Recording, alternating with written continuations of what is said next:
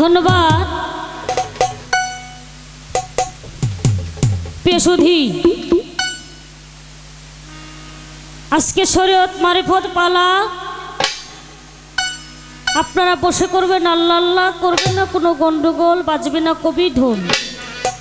যদি করেন গন্ডগোল, কথাই কথাই হবে ভুল, পাবেন না কোনো কথার কথার। তো সুন্দর দুটি পালা দিয়ে হয়েছে, এলমে শরীয়ত, এলমে মারিফত।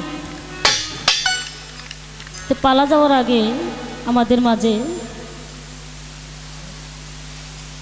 সেই দরদি কাকমারা দরবার শরীফ থেকে আগত যিনি আসছেন,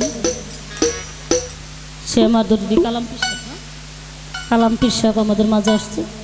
তার প্রতি আমি ভক্তি শ্রদ্ধা জানাচ্ছি। বিশেষ করে আমাদের যিনি বক্তৃতা দিলেন, আমাদের 200 টাকা করে দিয়ে গেছেন,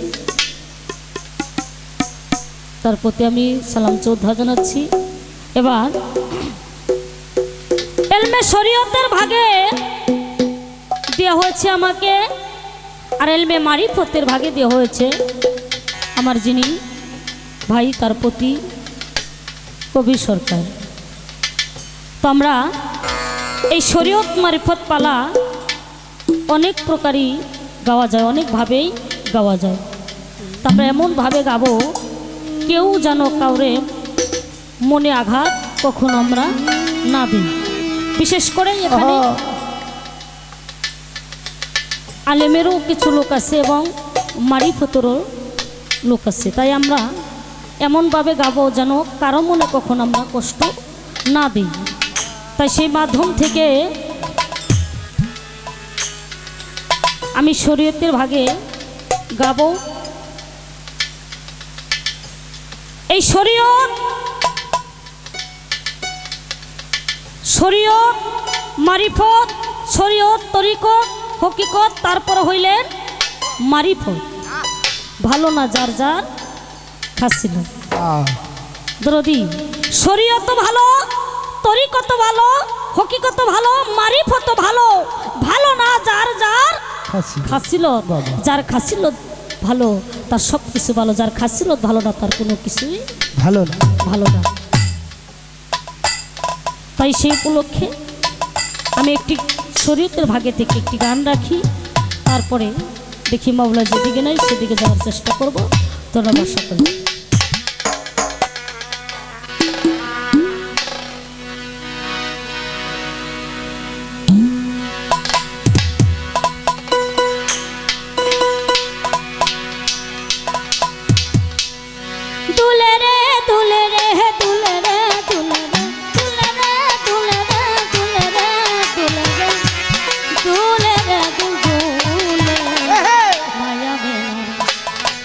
আমার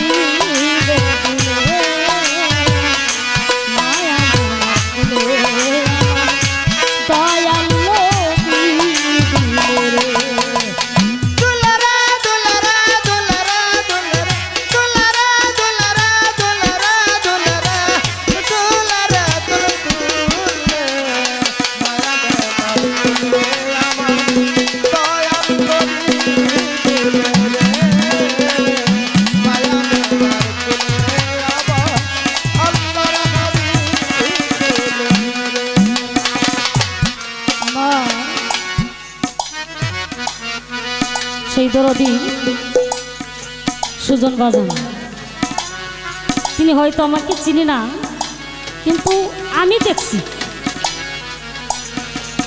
আমাদের টাঙ্গালের মধ্যে আমার বাসাটা হইলেন মহেরা। আমি অনেক ছোটকাল থেকে গান করি। এই যে লতিফ পাগলা দরবারে হয়তো আজ থেকে 15 বছর আগে হয়তো আমি ওই দরবারে ছোট তখন ছিলাম, তখন আমি দরবারে গান গিয়েছিলাম। তা আসলে বাবা এখনও আসি, আপনাদের দোয়া সেবা চরণ ধোলা আমার মাথায় থাকলো। আশা করা ভরসা করা যায় আমি কিছু নাও হতে যদি পারি, একটু মানুষ যেন দয়ালের চরণের সেবা যেন হতে পারে। আমি একটি গান রাখলাম, দুলে রে দুলে রে দুলে রে দুল দুলে মায়া মেনার কুলে আমার দয়াল নবী দুলে। নবীর নবী আমার এই বিশ্বের নবী, যাকে পেয়ে হলো ধন্য সৃষ্টির সবই। বাকি সব করে রব আনন্দে উল্লাসে। আমার যিনি দিনের নবী রাসূল, তিনি আমার দয়াল নবী, যাকে সৃষ্টি না করলে এই 18,000 মাখলুকাতের মধ্যে আমার আল্লাহ একটা বালির কণাও সৃষ্টি করতে না। সেই আমার নবীজি দয়ার নবী, মায়ার নবী, দিনের নবী, গাছের নবী, পাখের নবী, সব কিছুই আমার সেই দয়াল নবী। সেই আমার নবীজির নামে একটি নাত আমি রাখতেছি। তোমার এই নবীজি, নবীর কথা শুনে, নবীর নাম নিলেই ও বাবা যে বান্দা একটা চোখের পানি ফেলা, আমার দয়াল নবী বিনা হিসাবে আমার আল্লাহ বিনা হিসাবে তাকে সে আমার নবী, তিনি অনেক কষ্ট করেছে উম্মতের জন্য। তাই গানে বলেছে কি,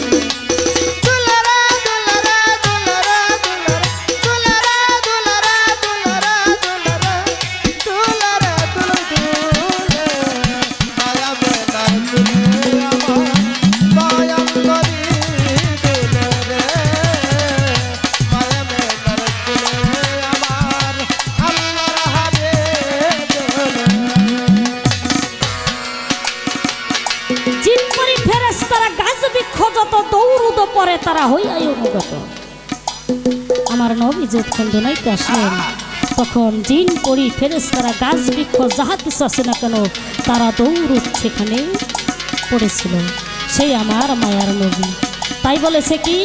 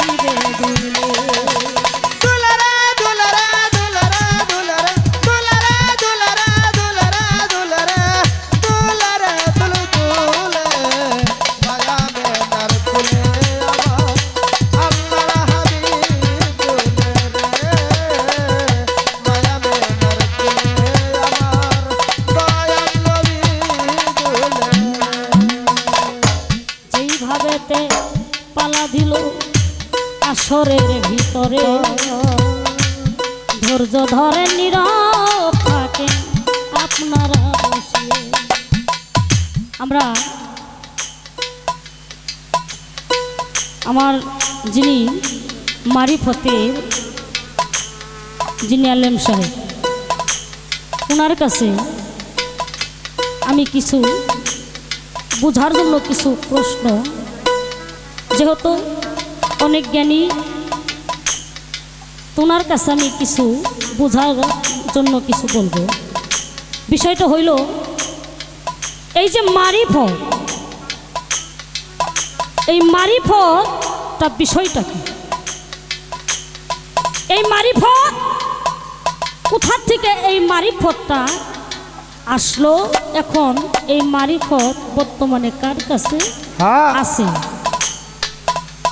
আর উনি আমরা যেমন 5 ওয়াক্ত নামাজ পড়ি তাই না, আমাদের শরীয়তের মধ্যে 5 ওয়াক্ত নামাজ 30টা রোজা আমরা পালন করি তাই না গো। হ্যাঁ, ওনাদের মধ্যে বলে নামাজ নাই, গোপন তত্ত্ব নামাজ আছে। আপনি একটু বলবেন সেই নামাজটা কি? আমাদের মধ্যে 5 ওয়াক্ত নামাজ, আপনাদের মধ্যে নামাজ নাই, আপনি একটু বিষয়টা বুঝবেন আপনার নামাজটা কি। আর এই মারিফতটা কোথার থেকে আসলো, মারিফত বস্তুটা কি, মারিফত কয় ভাগে বিভক্ত, ছোট করে এই দুটি প্রশ্ন।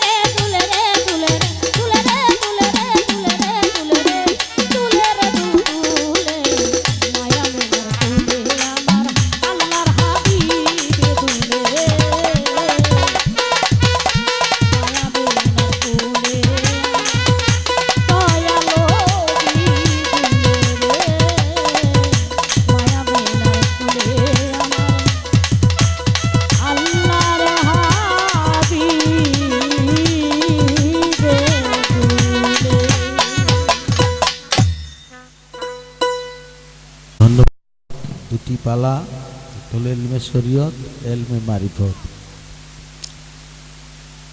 আমাদের সুজন পীর সাহেব অনেক বেশি করে ফেলাইছে আমার সম্বন্ধে, আর কি আমি জানা তাই।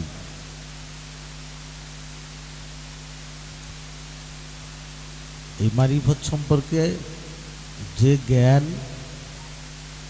থাকা প্রয়োজন তা আমার বিদ্যমান আমার ভিতরে নাই।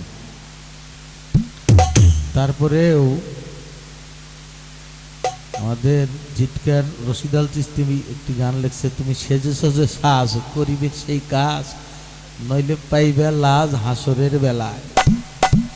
তো বাউল শাস্তি পালা দিবেন, করতে হবে, চেষ্টা করব।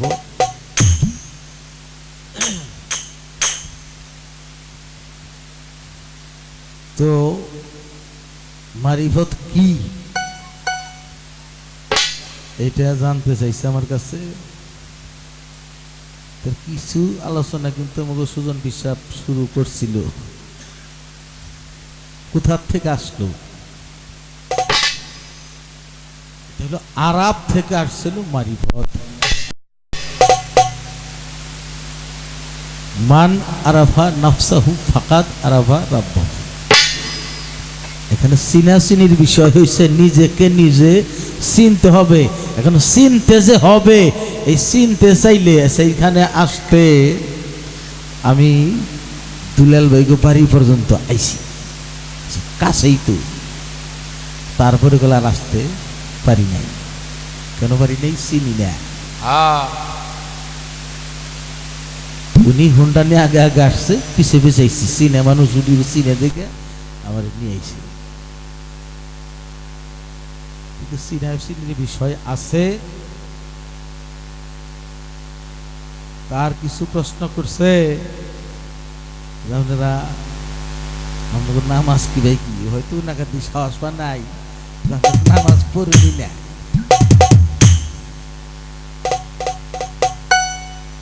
এগুলা আমাকে নিয়ে চাষতলে আলাপাতি হয়, ওই যে নামাজ কালামের কথা এগো যে কি হবো, মানে আমাকেও কি হবো এটা ওরা চিন্তায় আছে।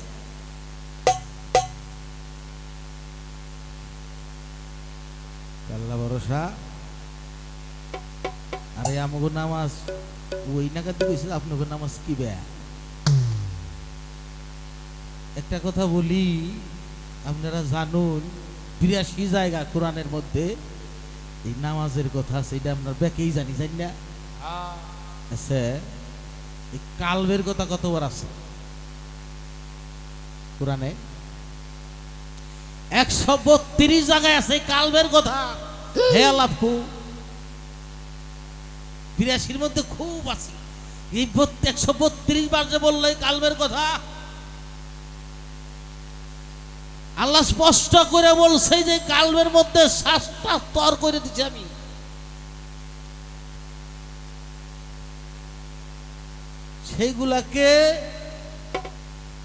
সেইগুলার বিষয় আদি জানা, সেইগুলোর কর্ম করা, এইগুলা জানার জন্য একজন কামেল মুর্শিদের দরকার। এগুলার মধ্যেই মারফতি নিহিত আছে। আমার রাসূল শরীয়ত, তরিকত, হাকিকত, মারিফত সবগুলোর কথাই আমার রাসূল বলছে। এই সবগুলো বিষয়ের উপরেই আমার রাসূলের বাণী আছে। আমার রাসূল বলেন, আশ-শরীয়ত আকওয়ালি, শরীয়ত হইল আমার মুখের জবান। শরীয়ত সত্য জবান। আচ্ছা, নামাজের কথা কোরআনে আছে, এ কথাও আছে। এই নামাজ আমাদেরকে খারাপ কাজ থেকে বিরত রাখে। আবার নামাজের কথা এও আছে,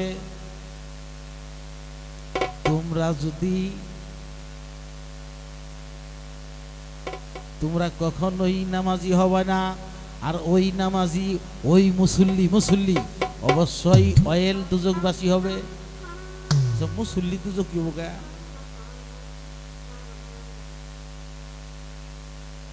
বাবা, এই পৃথিবীর সৃষ্টি হওয়ার আগে পৃথিবীর একটা ইবাদতের যদি মাপ কাঠি করা হয়, ওনার মতো ইবাদত আর কেউ করে নাই, করতেও পারবো না।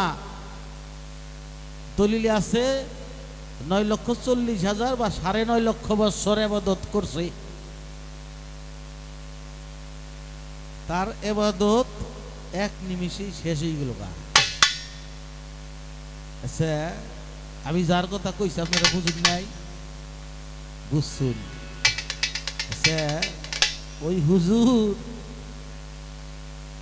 এতগুলা ইবাদত করছে, আল্লাহরে কোনদিন অমান্য করছে? তিনি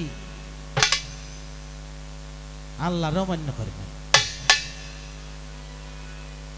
তিনি আল্লাহরে অমান্য করে নাই। আল্লাহ যখন বলল, হে তোমরাই যে আদমকে সেজদা করো, সেগুলি আল্লাহ কি কোন আপনারে 9.5 লক্ষ বছর চেষ্টা করছি, আরো যতদিন বাইসাছি আবাদতের মাত্রা বাড়াই দেব, আপনি না কোন কে? আমার আল্লাহ কুরআন পাকে বলেন, আমার আল্লাহ কুরআন পাকে বলেছেন, তোমরা কখনোই শয়তানের পথ অবলম্বন করিও না। এখন শয়তানের পথ কোনটা? আমি যদি না চিনি বাবা, তাহলে তো আমি পথ হারা হইয়া যাব। এটা কোনটা আল্লাহর পথ, কোনটা শয়তানের পথ? শয়তানের পথ হইল তাহা যাহা আল্লাহ পছন্দ করে না, তাহাই হইল শয়তানের পথ। শয়তানকে যখন আল্লাহ কইল তুমি আদমকে সেজদা করো, আদমকে সেজদা বক্রভাবে করলো না, আল্লাহ তাকে বাহির কইরা দিল। এই পথ যারা অনুসরণ না করে সেইটাই হইল শয়তানের পথ।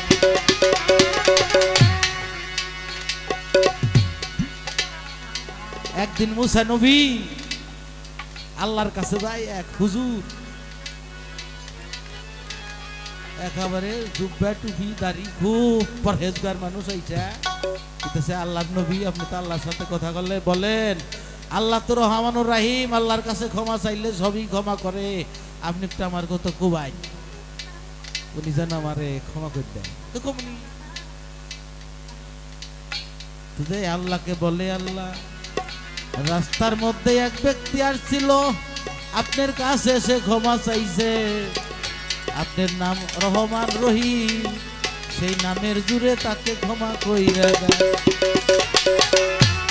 আমার আল্লাহ কয়, যাও, তোমার কথা আমি ফেইলা দিব না, তুমি আমার নবী, নবীরা হইল মাসুম, আর নবীদেরকে আমি অত্যন্ত ভালোবাসি।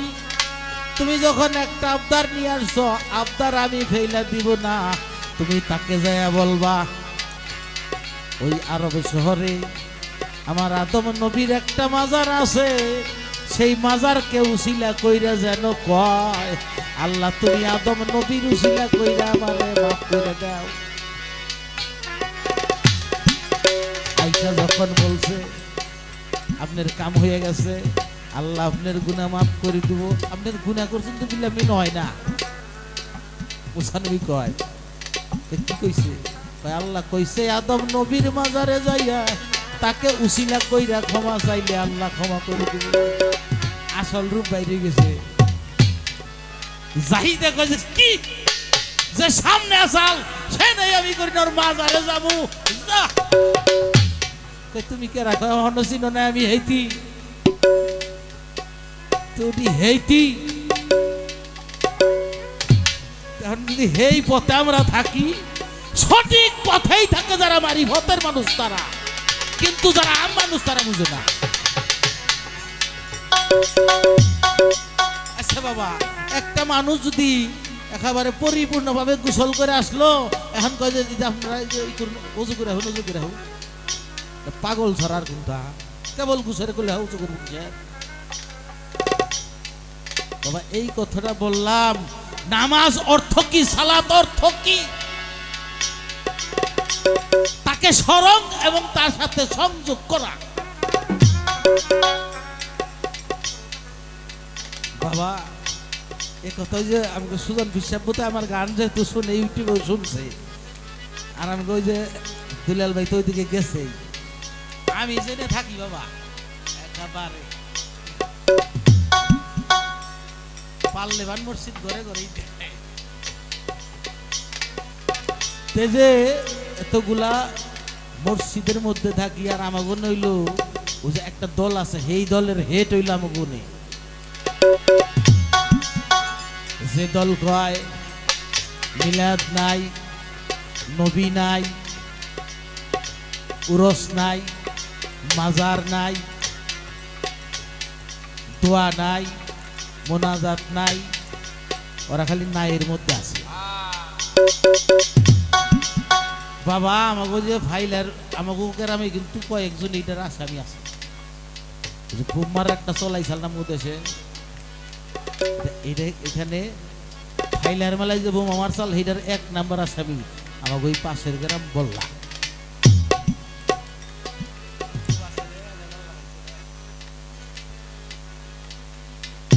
আমার তো নাই থাকি কোনে বিষয় হইলো শুনেন একটা কথা ফকিরা বলের বলা, রশিদ সরকারের বলা, কবিরের বলা এক না। ওই জায়গায় না পয়সা বলা যায় না, জানা কথা থাকলেও চুপ থাকতে হয় স্থান কাল পাত্র হিসেবে। কেন এই কথাগুলো বললাম? এই বাংলাদেশ সরকারের গোয়েন্দা বাহিনী ওনারা তদন্ত করে পাইছে এই যে বোম মারা যে বাহিনী এইটা হইলো বেশিরভাগ হইলো আহলে হাদিসের মানুষ।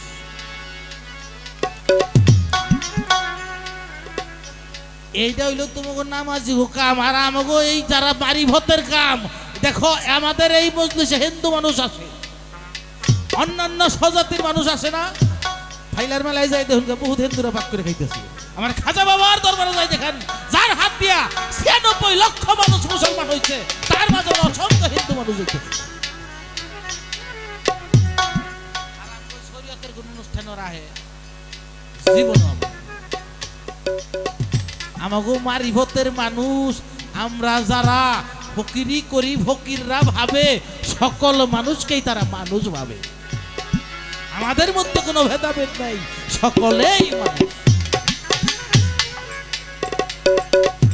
আর এই মানুষ কারে কয়? যার ভিতরে হুঁশ আছে।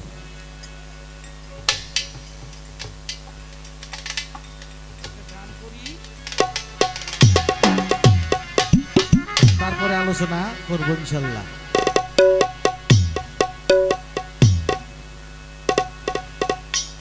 আখেরে লাগবে না হিসাব, আল্লাহর কোরআনে তাই বলে রে নবী, হিসাব করিয়া যেইজন চলে রে, হিসাব করিয়া যেইজন চলে, আখেরে লাগবে না হিসাব, আখেরে লাগবে না হিসাব, আখেরে লাগবে না হিসাব আল্লাহ কোরআনে তাই বলে রে, হিসাব করিয়া যেইজন চলে রে ভবে, হিসাব করিয়া যেইজন চলে। আখেরে লাগবে না হিসাব, আখেরে লাগবে না হিসাব, কোরআনে তাই বলে রে আগে হিসাব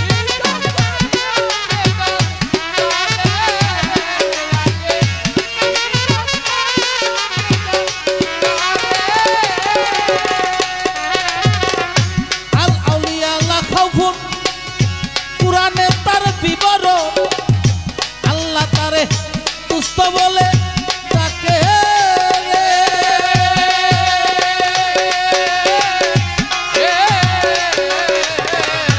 আল আউলিয়া লা খাউফুন কোরআনে তার বিবরণ, আল্লাহ তারে দুস্থ বলে ডাকে রে, আজকে হয় সুরমার ডর ভয় নাই করে তার,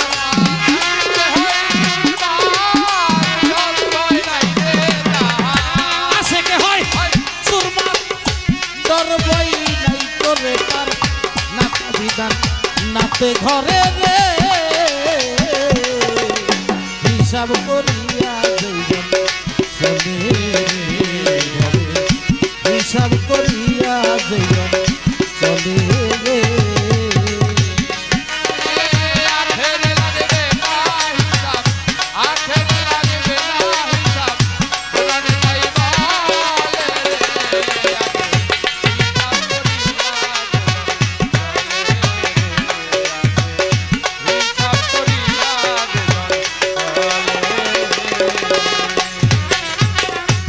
সে চিনেছে আপনাকে, সে চিনিল অপরাকে। হযরত আলী তালিবাগে দেখো রে,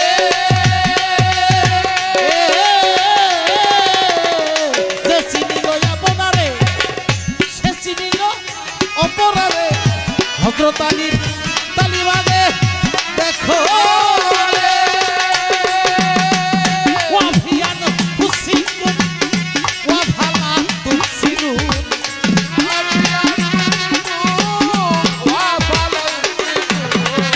ওয়াফিয়ান হুসিকুম ওয়াফালা তুসিরুন। কুরআনে তার প্রমাণ আছে রে,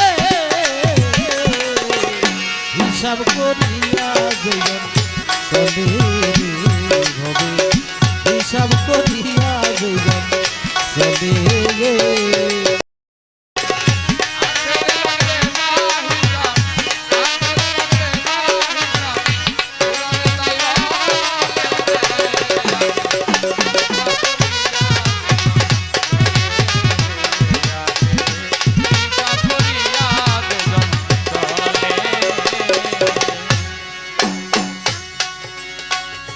যেইভাবে তে জিজ্ঞাসা করে আসরের ভিতরে,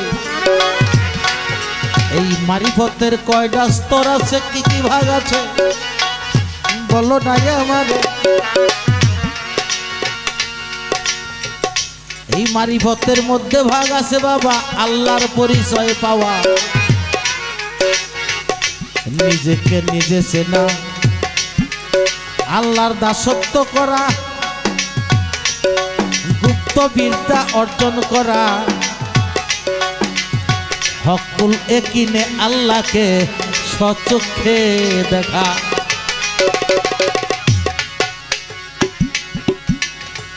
আরে কথা জানিবারে চা, মানুষ হইয়া কি মানুষের সেজদা করা যায়? থাকিলে হাদিস কুরআনে বলবেন আমার দ্বারে, কোন যুক্তিতে কিভাবে আপনারা সেজদা করেন দয়াল মুর্শিদের, বলবেন কোথায় আসরে, শুনিবেন চোতাগনে বলবেন কথা আসরে।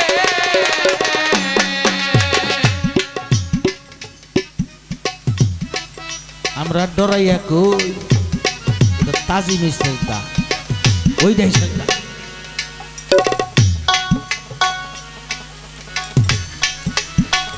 একবারও তো আমি কোরআনের মধ্যে তাজিমই পাইলাম না, ভালো করে চেষ্টা করলাম বুঝবার নিয়ে, বুঝি তো না বাবা। আজকে একটা সূরা খানিক করছি, সূরা তোহা। আল্লাহ বললেন ওগো মুসা, মাথায় এনে রাইখে তোমারে পরিপূর্ণ দিয়াছি করিয়া।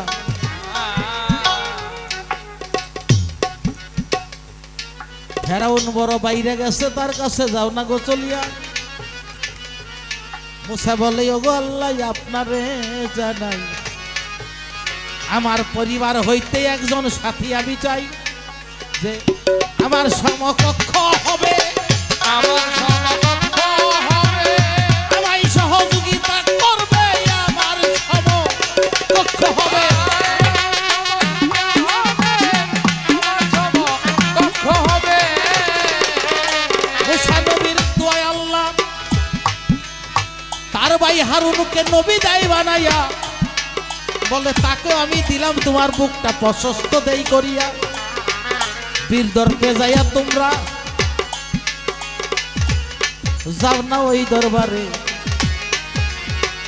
ফেরাউন বড় নাফরমান হইছে, ইসলামের দাওয়াত দাওগা তারে। দুই ভাইয়ে দাওয়াত দিল তার দরবারেতে যাইয়া, বলে তোমাদেরকে শায়েস্তা করার জন্য আমি কিছু লোক আইনা রাখছি দরবারে দাঁড়াইয়া, কিছু জাদু করাইনা রাখছে গো ফেরাউন তাহারও দরবারে। তারা প্রত্যেকেই হাতের লাঠি দড়িগুলা দেয় দরবারে ছেড়ে, মুসা নবী ভয় পাইয়া যায়, মুসা নবী ভয় পাইয়া যায়, সাপ হইয়া কামড়াইতে যায় মুসা নবী ভয় পাইয়া যায়। সাধনা হইতে যায়, মুসা নবী ভয় পাইয়া যায়। আল্লাহ বলে হাতের লাঠি দাও মুসা সারিয়া, যাহা কিছু আছে সবই নিবে গ্রাস করিয়া। মুসা নবীর হাতের লাঠি সাইরা যখন দিল, সমস্ত সাপগুলা সেই সাপ সবই খাইয়া নিল। আল্লাহ বলে ধরো লাঠি ভয় পাইও না। ডান হাত দিয়া যখন লেজের মধ্যে ধরলো, দেখে লাঠি সেইখানা। সমস্ত জাদু করে যাইয়া হারুন আর মুসার পায়ে সেজদা দিল দিয়া। সারা জীবন তো অন্য সেজদা কথা কইছে, আজকে অন্যটা কই নাই। হারুন এবং মুসা দুই নবীর পায়ে সেজদা দিছে কয়েক হাজার জাদুকর পুরা।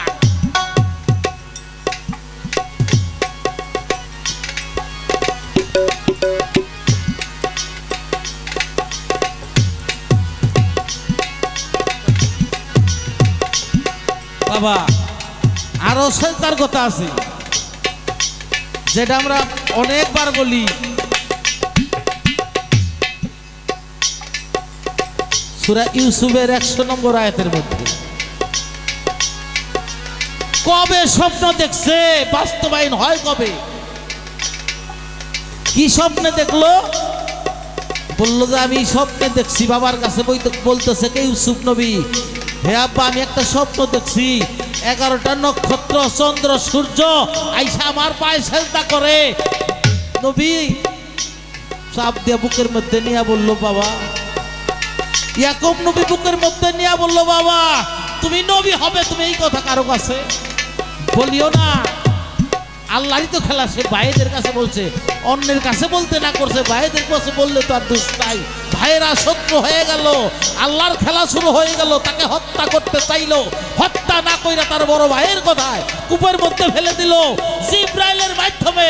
বাবা এই যে এইখানেও দেখেন কত হিকমত লুকায়িত আছে। যখন ইউসুফ নবীকে কূপের মধ্যে ফেলা হয়, তখন কিন্তু তার গায়ের জামা খুইলা রাখা হয়।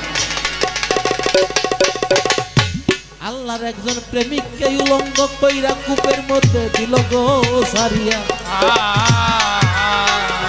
আল্লাহর প্রেমিক কখনো উলঙ্গ থাকে না। বলে আমার আপে সাইকিবরিয়া, বলে ইব্রাহিম যাও চলে, ইসরাইল যাও চলে, সামারিয়া যাও তারে ইব্রাহিম যাও চলে। জামানিয়া যাও চলে রে, ইসরাইল যাও চলে। কোন জামা দিল বাবা? এই ইব্রাহিম নবীকে যে অগ্নিকুণ্ডে ফেলাইছিল, উলঙ্গ করে দিছিল, তখন বেহেশতের থেকে যে জামা দেয়া হয়েছিল, উনারা ইব্রাহিম নবীর বংশধর, উনার গলার মধ্যে সেই জামা তাবিজ করে দেওয়া হয়েছিল, সেই জামা বাহির কইরা দিয়া ইউসুফ নবীকে পরানো হইল। এই একটি জামা, যেই জামা যে গায়ে দেয় তার মাপ কত হয়। ছোট গায়ে দিলে ছোট, বড় গায়ে দিলে বড়। এ কথাও আছে, আমি তাফসিরের মধ্যে পড়েছি, ইব্রাহিম নবী জামা গাইদা সেই দিন হাসরের মাঠে উঠবে, আরো মানুষ উঠবে, এখানে ইব্রাহিম নবীও থাকবে, তার এই বেহেশতি জামা গাইবে। বাবা সেইখান থেকে উঠা যাইয়া তিনি অনেক দুঃখ, লম্বা ঘটনা বলতে গেলে অনেক সময় লেগে যাবে, আমি শর্ট করে বলতেছি। যখন মিশরের খাদ্যমন্ত্রী হইল, অভাব পড়ে গেল, অভাব পড়ার পর তার ভাইয়েরা আসলো সেইখানে খাদ্য সংগ্রহ করতে। সেইখানে যখন খাদ্য সংগ্রহ করতে আসলেন, তখন তাকে দেখে ভাই রে ভাই চিনবো না, আরো বেশি চিনবো ভাই। কেন? এরাই তো আমাকে হত্যা করার জন্য সেই কুয়ার মধ্যে ফেলে দিছিল। বলে তোমাদের বাড়ি কোথায়? বলে আমাদের বাড়ি আপনার পাশের রাষ্ট্রেই। আপনার বাবার নাম কি? বলে ইয়াকুব নবী। তিনার কি অবস্থা? তিনি অন্ধ হয়ে গেছে, আমাদের একটা ছোট ভাই ছিল, তারে বাঘে খাইয়ে ফেলছে, নেকড়ে রাখাইয়া ফেলছে। ইউসুফ নবী কত ধৈর্য ধারণকারী, বলে আজকেও মিথ্যা কথা বলিস আমার সামনে। তখন একটা জামা, বলে জামাটা নিয়ে আপনার বাপের চোখের মুখে লাগাই, ভালো হয়ে যাবে। বাবা ওই জামাটা দিয়ে দিলেন, গন্ধ পায় আমার ইউসুফ মরে নাই, এই আমার ইউসুফের গায়ের জামার গন্ধ। বাবা তখন সেই জামাটা যখন ইয়াকুব নবীর সামনে এনে দেওয়া হইল, বুকের মধ্যে ঘষতে ঘষতে যখন চোখের মধ্যে লেগে যায়, সাথে সাথে চোখ ভালো হয়ে যায়। এগুলাই হইল বাড়িঘর, এখানেই হলো বেলায়। এটার মধ্যে তাফসীরের মধ্যে লেখাই আছে এটা বেলাইতে জামা। সেই দিন তার 11 ভাই, তার পিতা মাতা ইউসুফ আলাইহিস সালামকে সিংহাসনে বসে সকালেই সিজদা করেছিল। সূরা ইউসুফ আয়াত নাম্বার হইল 100।